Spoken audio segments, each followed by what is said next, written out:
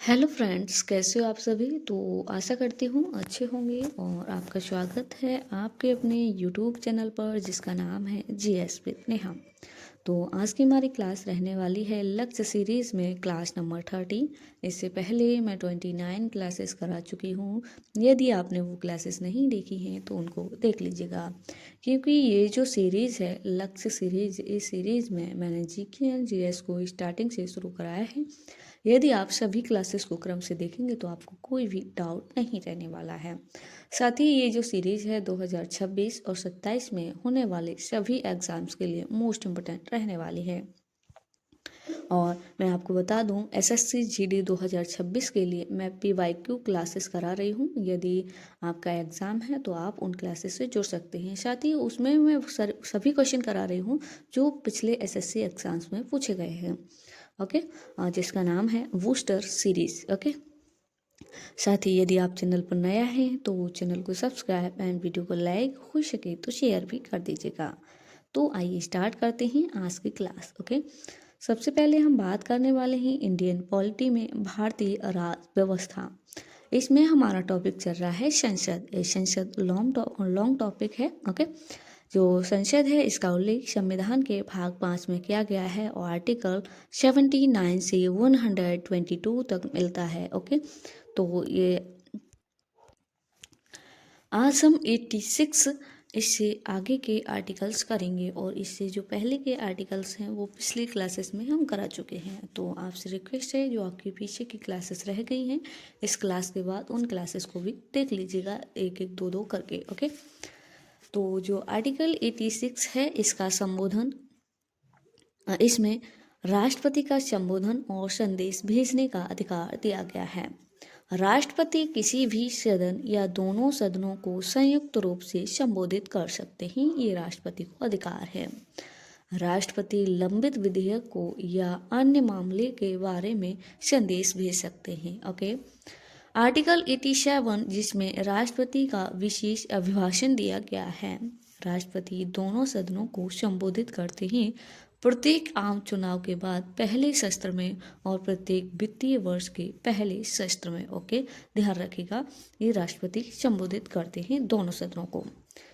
अभिभाषण के बाद धन्यवाद प्रस्ताव आता है।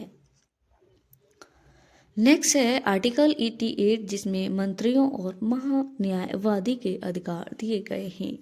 किसी भी सदन में बोलने का अधिकार, लेकिन केवल इस सदन में वोट दे सकते हैं जिसके सदस्य हैं। महान्यायवादी किसी भी सदन का सदस्य नहीं है, लेकिन उसे वोट के अधिकार के बिना भी लोकसभा या राज्यसभा में बोलने का अधिकार दिया गया है महान्यायवादी को। नेक्स्ट है संसद के पदाधिकारी। ये आर्टिकल 89 में दिए गए हैं। राज्यसभा के सभापति और उपसभापति। ओके, कौन से आर्टिकल में, तो आर्टिकल 89। सभापति भारत के उपराष्ट्रपति राज्यसभा के पदेन सभापति होते हैं। वे राज्यसभा के सदस्य नहीं होते हैं। उपसभापति राज्यसभा के द्वारा निर्वाचित किए जाते हैं। सभापति की अनुपस्थिति में कार्यवाहक सभापति के रूप में कर्तव्यों का पालन करता है। वह कौन होता है, तो राज्यसभा का सदस्य। ध्यान रखिएगा, जो सभापति के कर्तव्यों का के कार्यों का पालन करता है और सभापति की अनुपस्थिति में। जब सभापति सदन की अध्यक्षता कर रहा होता है तो वह सदन के किसी भी अन्य सदस्य की तरह होता है। आर्टिकल 19 जिसमें अवकाश त्याग पत्र उपसभापति का हटाया जाना दिया गया है। त्याग पत्र सभापति को पत्र लिखकर राज्यसभा की कुल सदस्य संख्या के प्रभावी बहुमत द्वारा हटाया जाता है। नेक्स्ट है आर्टिकल 91 जिसमें उपसभापति की शक्तियां और कर्तव्य दिए गए हैं। उपसभापति सभापति की अनुपस्थिति में राज्यसभा की अध्यक्षता करता है। यदि सभापति और उपसभापति दोनों के पद रिक्त हों तो राष्ट्रपति राज्यसभा के किसी भी सदस्य को वह कर्तव्य निभाने के लिए नियुक्त कर सकते हैं। सभापति और उपसभापति जब दोनों अनुपस्थित होते हैं उस समय। ओके, यदि सभापति और उपसभापति दोनों अनुपस्थित हों तो सभापति के द्वारा नियुक्त उपसभापतियों के पैनल में से कोई एक सदस्य सदन की अध्यक्षता करता है। आर्टिकल 92, जिसमें सभापति और उपसभापति को उनके पद से हटाए जाने के दौरान अध्यक्षता न करना। वे कार्यवाही में भाग ले सकते हैं लेकिन अपने स्वयं के निष्कासन प्रस्ताव के दौरान अध्यक्षता नहीं कर सकते हैं सभापति और उपसभापति, ध्यान रखिएगा। प्रथम दृष्टया मतदान कर सकते हैं लेकिन बराबरी की स्थिति में नहीं। इस मामले में सभापति को वोट देने का अधिकार नहीं है क्योंकि वह राज्यसभा का सदस्य नहीं रहा है। ओके, नेक्स्ट है हम बात करने वाले हैं एंशिएंट हिस्ट्री, प्राचीन भारत। कुषाण वंश जिसने 1वीं शताब्दी से 3वीं शताब्दी तक शासन किया, उन्हें यूएझिस के नाम से जाना जाता है।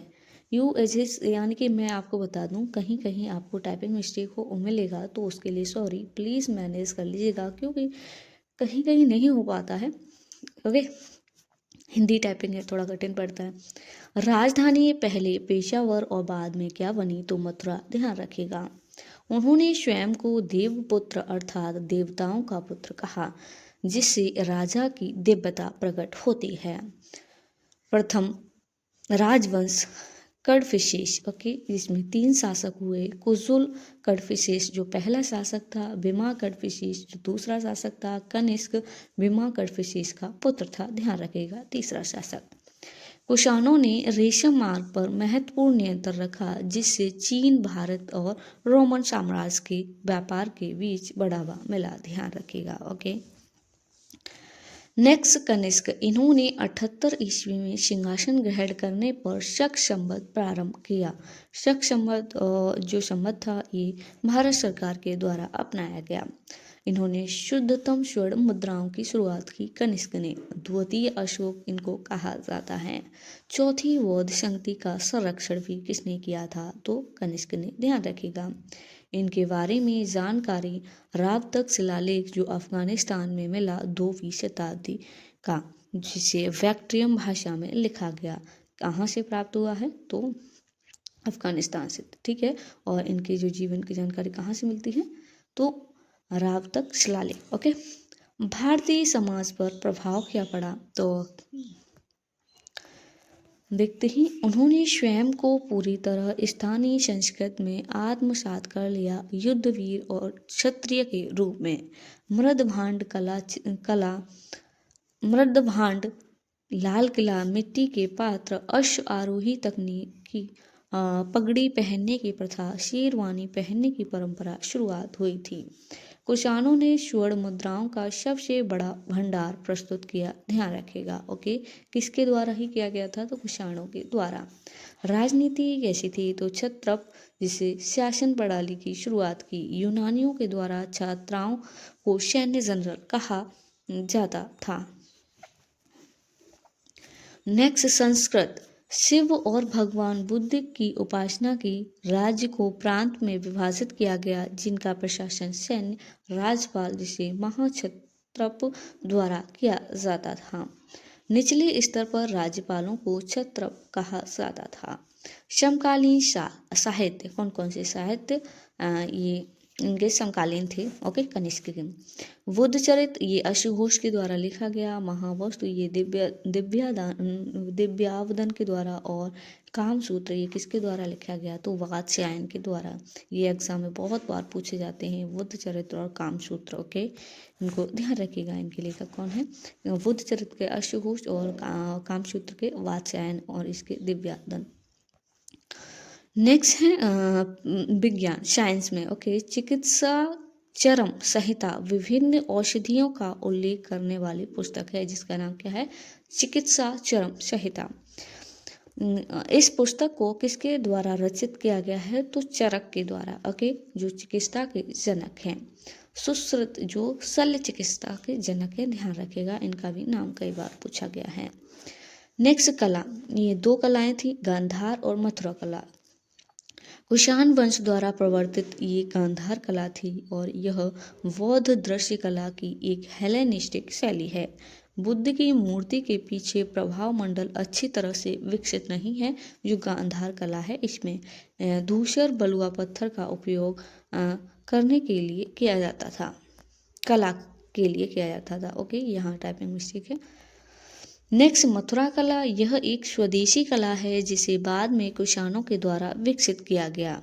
यह हिंदू धर्म, जैन धर्म, बौद्ध धर्म की कल्पना विषयों से संबंधित है। प्रभाव मंडल अच्छी तरह से विकसित है। कला के लिए बलुआ पत्थर का उपयोग किया जाता था, जो मथुरा कला है इसके लिए। नेक्स्ट हम बात करने वाले हैं जियोग्राफी में मानसून। ओके, मानसून ये एक अरबी शब्द है जो किससे बना है, अरबी शब्द के मौसम शब्द से बना है मानसून, ध्यान रखिएगा। ओके, नेक्स्ट जो मानसून होते क्या हैं, जैसे कि हवाओं की दिशा में होने वाला जो मौसमी बदलाव है, जो भारी वर्षा लाता है या भारी वर्षा का कारण बनता है, उसे मानसून कहा जाता है, ध्यान रखिएगा। किसी भी स्थान की जलवायु को प्रभावित करने वाले कारक कौन कौन से होते हैं, तो उनको देखते हैं। अक्षांश, जो कर्क रेखा, जो अक्षांश होते ही नंबर 1 पे कौन आता है, अक्षांश, जो जलवायु को प्रभावित करते हैं। कर्क रेखा भारत को उष्ण कटिबंधीय और उपोष्ण कटिबंधीय क्षेत्रों में विभाजित करती है। ऊंचाई, जैसे जैसे ऊंचाई बढ़ती है जलवायु पतला होता जाता है, जिससे तापमान और वायु दाब कम होता जाता है। हिमालय, वे ठंडी हवाओं के लिए एक अवरोध के रूप में कार्य करते हैं और मानसूनी हवाओं को प्रभावित करते हैं, ध्यान रखिएगा। कौन, हिमालय, ये तीसरा कारक है। चौथा क्या है, भूमि और जल का वितरण। भूमि और समुद्र का अलग अलग ताप दबाव अंतर पैदा करता है। पांचवा कारक है समुद्र से दूरी। तटीय क्षेत्रों में मध्यम जलवायु होती है, जबकि अंतर्देशीय क्षेत्रों में अत्यधिक तापमान होता है। सातवां कारक कौन सा है, तो भौगोलिक संरचना। पर्वत ओरोग्राफिक वर्षा का कारण बनते हैं और पठार पवन प्रभाव को प्रभावित करते हैं।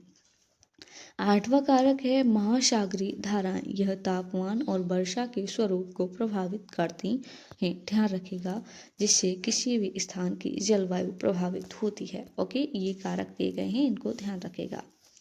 नेक्स्ट हम बात करने वाले हैं इकोनॉमी में 12वीं पंचवर्षीय योजना। ओके, नेक्स्ट इसका जो ये पंचवर्षीय योजना थी, इसका उद्देश्य क्या था, तीव्र समावेशी विकास। ओके, प्रधानमंत्री मनमोहन सिंह थे, फिर बाद में कौन बने, तो मोदी जी। सर्वाधिक व्यय सामाजिक सेवा पर किया गया था। 2013 में राष्ट्रीय खाद्य सुरक्षा अधिनियम लागू हुआ।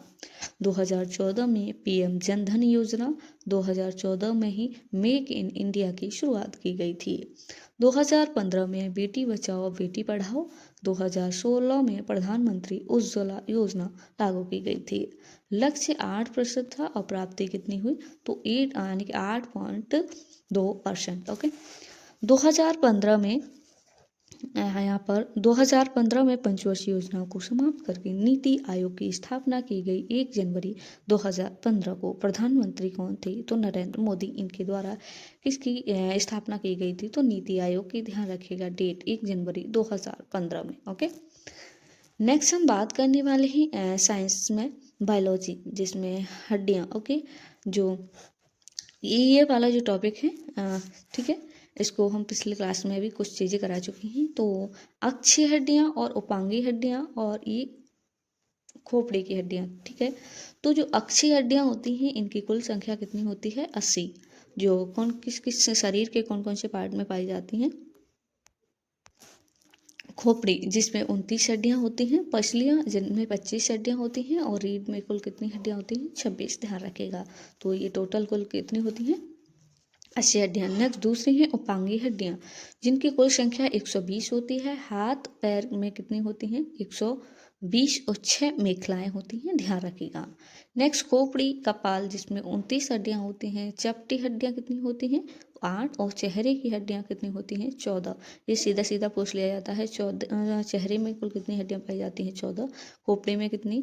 तो 29, ध्यान रखिएगा। ओके, नेक्स्ट चेहरे की हड्डियां कितनी होती हैं? 14। ऊपरी जबड़े की हड्डियां जिसे मैक्सिला कहा जाता है, इसे अचल हड्डी भी कहते हैं, ध्यान रखिएगा। नेक्स्ट है शरीर की सबसे मजबूत हड्डी कौन सी होती है? तो मैंडिबल, इसे चल हड्डी भी कहा जाता है, इसको भी ध्यान रखिएगा। चेहरे, नाक की हड्डी जिसे बोमर कहा जाता है, इसे नेजल हड्डी के नाम से भी जाना जाता है, ध्यान रखिएगा। तो आपको आज की क्लास में ये याद रखनी है, ये संख्याएं। अक्षीय हड्डियों की कुल कितनी संख्या होती है?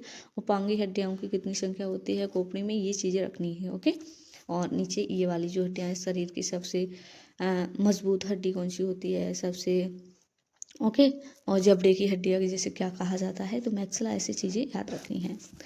नेक्स्ट है स्टैटिक जीके में 10 की वृद्धि दर। ये हमारा जनगणना का टॉपिक चल रहा है, जहाँ पर हम एक एक चीज़ को कवर कर रहे हैं। ठीक है, पिछले लिंगानुपात भी कर चुके हैं, साक्षरता दर भी कर चुके हैं, जनसंख्या घनत्व भी कर चुके हैं। ओके, और जनसंख्या भी कर चुके हैं। जनसंख्या राज्यों में कहाँ अधिकतम है और कहाँ न्यूनतम है। तो आज की क्लास में हम करने वाले हैं दशकीय वृद्धि दर। ओके, अधिकतम दशकीय वृद्धि दर वाले शीर्ष 3 राज्य कौन कौन से हैं? तो मेघालय, अरुणाचल प्रदेश और बिहार। मेघालय में 27.95%। ओके, और अरुणाचल प्रदेश में 26.03%। ओके, बिहार में 25.42%, ध्यान रखिएगा। ओके, नेक्स्ट न्यूनतम दशकीय वृद्धि दर वाले शीर्ष 3 राज्य कौन कौन से हैं प्रतिशत में? तो नागालैंड, इसमें 0.58%, केरल में 4.91% और गोवा में 8.23%। ओके, नेक्स्ट अधिकतम दशकीय वृद्धि वाला केंद्र शासित प्रदेश कौन सा है? तो दादरा एवं नागर हवेली 55.88%। न्यूनतम दशकीय वृद्धि दर वाला केंद्र शासित प्रदेश तो लक्षद्वीप है 6.3%, ध्यान रखिएगा। ओके, तो ये थी आज की हमारी क्लास। तो आपको बताना है कमेंट बॉक्स में आपको क्लास कैसी लगी। साथ ही यदि हमसे कोई मिस्टेक होता है, यदि कोई भूल होती है, तो आप हमको कमेंट बॉक्स में बता सकते हैं। और यदि आपको इन क्लासेस की PDF चाहिए तो मेरा टेलीग्राम चैनल है, जिसकी लिंक मैं इस क्लास के नीचे कमेंट बॉक्स में पिन कर दूंगी। वहाँ से आप टेलीग्राम चैनल को ज्वाइन कर सकते हैं और अपनी सभी क्लासेस की जो PDF हैं उनसे अपना रिवीजन कर सकते हैं, क्योंकि GS को जितने टाइम रिवीजन करोगे उतना ही अच्छा याद होगा। ओके, तो मिलते हैं नेक्स्ट क्लास के साथ।